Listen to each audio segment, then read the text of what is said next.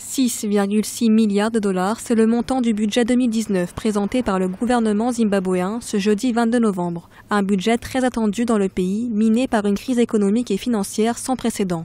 Le gouvernement s'engage à travers des mesures d'austérité à élever le Zimbabwe au rang des pays à revenus intermédiaires d'ici 2030.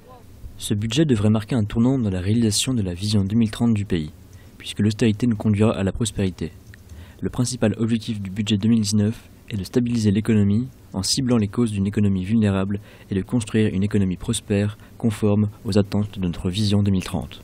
Parmi les mesures phares du budget, une baisse de 5% des salaires des hauts fonctionnaires, des salaires qui absorbent jusqu'à 90% des revenus du Zimbabwe, et l'octroi de 53 millions de dollars de compensation aux fermiers blancs expulsés de leurs terres. Une mesure dans l'objectif de restaurer le secteur agricole en grande difficulté. Ces mesures d'expatriation avaient pratiquement entraîné l'effondrement de la production agricole.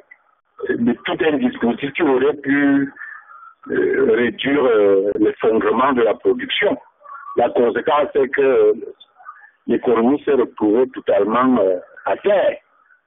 Maintenant, il faut du temps, parce que ce n'est pas parce qu'on aura fait ça au cours de 2-3 ans que la situation va se rétablir spontanément. Il faut du temps.